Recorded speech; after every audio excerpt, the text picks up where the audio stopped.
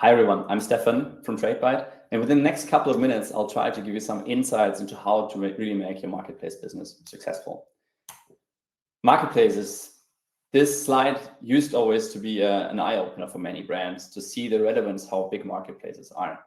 But nowadays, I think everybody knows that marketplace dominate the market, that they are still the growth driver of e-commerce. And the reason for this is quite simple. On the one hand, of course, they are marketplace or kind of retailers that transformed their business into a marketplace model to give brands back control to stock, but also the ownership, but also extend actually the articles they can sell on their platform. But also looking on the seller side, there's of course a clear reason why they are in our marketplace, because it's rather easy. You don't need that much. You need product data, you need prices, you need stock, and then you need the ability to ship this item that was ordered to the end consumer and permanently update to the end consumer this delivery. And this is especially also the right part, something that the SEOs can quite easily handle. Though this kind of understanding of the simplicity of selling a marketplace has also led to many marketplace sellers fail. And the reason for this is simple. It's Europe. The home of many countries, the home of many languages, but also the home of many, many marketplaces, a highly diverse, fragmented market. All these over 100 marketplaces, just looking at fashion, they come with different product data requirements. They come with different models, from a classical marketplace model where you would seller to B2B model to a cross-docking model. They all come with different interfaces, and they also serve different customer types. Customers across Europe that have different local carrier requirements, also payment preferences, and also different return behaviors. I'm German. I'm used to returning stuff, which of course also leads to certain return rates that also have direct impact on unit economics. Likely, this is not the case across all different countries, but this is something you need to look at. Still, there are more than thousands of sellers live on marketplaces. As I said, not all of them successful. When guiding brands throughout the marketplace journey, we always aim to consult them based on the pyramid principle. The basis of everything, of course, is a setup that gives a brand access to the right marketplaces that are relevant to your brand. And especially in the area of fashion, it is quite likely that 4 to 5 marketplaces will be doing 80 to 90% of your GMV. And of course, we all want to have a diversified setup, but simply looking at the dominance of certain marketplaces, this is quite a natural fit. Though there are 4 different areas to look at. On one side, the international superstars. They will be driving your GMV. They give you access to a lot of customers around Europe. The second part is rather about brand equity. It's about specialists, finding your niche. If you're a sports brand, you might want to sell on a Decathlon. If you are a premium luxury brand, you want to sell on a Breuninger. If you are very cautious of putting high discount articles on your own website, you want to gate this. Put it on a best secret, kind of a gated community that's really tailored to this need. The third part is local heroes. And of course, as said, these international superstars give you broad access throughout Europe, but still there are local preferences, which also give you the ability to test your article, to test your brand in a specific country. Then afterwards, also potentially followed by an entry with your own.com. And the fourth part is international marketplaces. And I've just intentionally also put TikTok under this group. Why? Because all these marketplaces that you can see on the top left, they come with a certain complexity. Yes, they serve broad customer groups, but it's also highly competitive, and it requires a deep understanding of the logic of certain marketplaces, how to optimize content, how to optimize titles, profiles, everything. But especially looking at TikTok, also how to collaborate with influencers, with content creators. It's a totally different game than kind of putting your entire assortment live on the Zalando and it will automatically sell. So pick wisely and don't sell everywhere. The second part is availability and delivery. And you can actually split this into 2 parts. The one hand is the match the demand. Really be live when an article should be live. And that kind of 2 things, right? On the one hand, there's nothing worse than selling first an article on a marketplace which you want to protect to be sold on the marketplace because you want to first get it on your own.com. And second, there's also nothing worse than being live too late. Long onboarding times are clearly missed sales opportunity. And this is also why we have, for instance, developed together with our brands a so-called retail intro date, which helps you to really target a certain retail intro date to get your articles live. And the second duty is match delivery requirements, because there's nothing worse than overselling on a marketplace. Marketplace will punish you. This is the so-called customer experience model. If you don't perform on the SLAs of a marketplace, you will be downsorted. You get less visibility. Your GMV will drop. The second part is that, of course, you have local carrier requirements. So you need to also have the ability to ship with different carriers besides what your current setup. And the third part is as I said, the returning behavior of marketplaces is huge. You have 50-60% returns in Europe.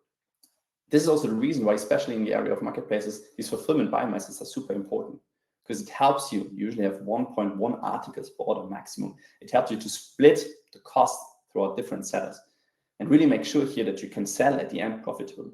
So don't sell everything anywhere. Really make sure that you match the demand and you have the right requirements delivery-wise to really fulfill what a marketplace might be asking you for. The third part is price management. And price management is something you really need to focus on your top products. 80% of your articles you can just run in autopilot.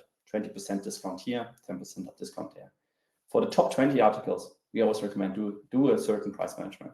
And there are two different ways to do this. Traditionally, brands define their recommended retail price and put this price across different marketplaces. Also with kind of the clear desire, I want the same price across all marketplaces, no matter what the different cost criteria are. We see actually a different trend at the moment, especially with super successful marketplace sellers. They start the other way around. They start from the bottom. They find the margin per article and then calculate all the different cost drivers in, like retail media, return rates, delivery costs, the commission of a marketplace. This is all driving costs. And as I said, this is a highly complex area. And this is also why, for instance, Tradebyte partners quite closely with 7 Learning. So explain kind of software companies that help brands to really define a very smart and precise pricing logic across different marketplaces. The fourth part is content. And is content really king on a marketplace? For the ones like Amazon and so on, most probably. But for kind of a curated fashion marketplace, it's rather duty. But you need to go far beyond what is required.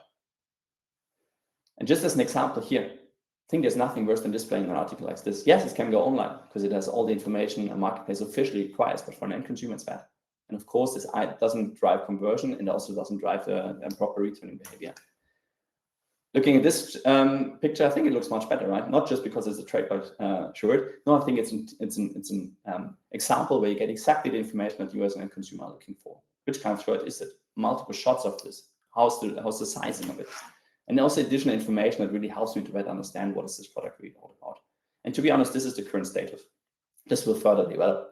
This will further develop, especially in the area of putting videos online, on getting kind of a short video clip that helps you to understand, gives the end consumer an impression of the article. We're doing this already with selected brands that don't just base their information on this kind of mapped information, but rather really giving additional views to an end consumer. The fifth part, and kind of the top of the pyramid, is performance marketing.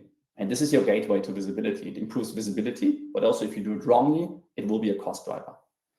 And this is also the reason why we are kind of intensively working in this area at the moment with certain brands. We try to help brands to understand different requirements. Again, here, highly fragmented market, different user interfaces, different markets, different languages. So you need to understand really how does retail media on a certain marketplace work? Because it's a totally different game if you compare an Amazon to a Zalando to an About You to an Otto. Just as an example, it's an area where, of course, many brands are already investing in. But it's also an area where you can significantly boost profitability of your sales, but also GMV. These 5 pyramids, these 5 areas of the pyramid, they are essential. Without them, you cannot really succeed in the marketplace world. Though we've always asked ourselves as well, is it really enough? Is it also really enough to really drive the next level of profitability and steer business on marketplace successfully? And we felt no. It's not. And this is why we're now zooming in really to win the marketplace game. And this desire of customers is also clear. 95% of our customers have reported pain points. This is unfortunately a true number. These pain points are, of course, too much data, fragmented landscapes, time-consuming tasks, but especially also the lack of market understanding. Everybody knows exactly their own performance, their top line. But how is the market really developing at the moment? What can I do to outperform the market? This is information that customers are clearly looking for and currently report as a pain point. And this is what actually TV360 aims to solve. TV360 is our new product that comes with the following value proposition. On the one hand, it maximizes visibility on top line, on insights on your articles. But second, also it gives alerts, it gives a recommendation how to trade more effectively.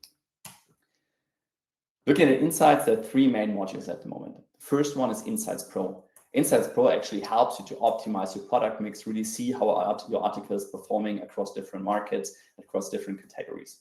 It also helps you to understand better your return rates, also analyze which article might at the moment be boosting your return rates, potentially helps you also then to define a certain action, like a delisting, like a content optimization. But it also helps you to expand strategically, which are my top countries, where can I invest, where can I further grow. The second part is Article Visibility Pro. And I think, thousands of working students the last years have been struggling with this. Is my article real life? And is it really selling? Or where is it stuck in this entire onboarding process? Article visibility helps you to understand which articles am I currently not selling, which articles are prevented at the moment from being exported to a marketplace, which article was rejected by a marketplace because something is missing, but also which articles are selling. So it gives you an end-to-end overview about your entire article onboarding flow. And of course, it also helps you then to significantly decrease the time to online for articles. And the fourth part is benchmarking. And to me, this is an absolute game changer. Throughout the last years, I've been in touch with many brands, and sometimes, you get this Monday morning call from brands trying to understand how is the market developing. Because of course, everybody knew exactly how their performance was, day over day, month over month, year over year. But they were really looking for additional information to understand, am I performing better or worse than the market, or am I absolutely on track? And benchmarking is solving this. Benchmarking gives brands the ability to see how is their GMV developing versus peers, but also how are their return rates developing, and what about cancellation rates? Cancellation rate, again, translating this into the customer experience model. Am I currently worse? Is it maybe also a problem with my carrier? What is the real insight? What is the real issue? And this is the zooming in that every brand has been looking for. So summing up, you could ask myself, okay, 5 points with the pyramid, got it, set up, that gives me access to the right marketplaces. I need to make sure that I get my articles live quickly and also with the right delivery method. I define a top pricing for my most relevant articles. I optimize content so that it really matches what the end consumer is looking for. And fifth, I invest wisely into retail media. And on top, I build a BI tool that gives me access to all of this. Our answer is no. It's not just about a BI tool. What you need is a real tool that gives you insights into fashion data. And this is where Tradebyte and also TV360 comes in, because we have an unfair advantage. We are 16 years in this market already. We're working with the largest fashion network in Europe with over 1,000 brands and 90 marketplaces.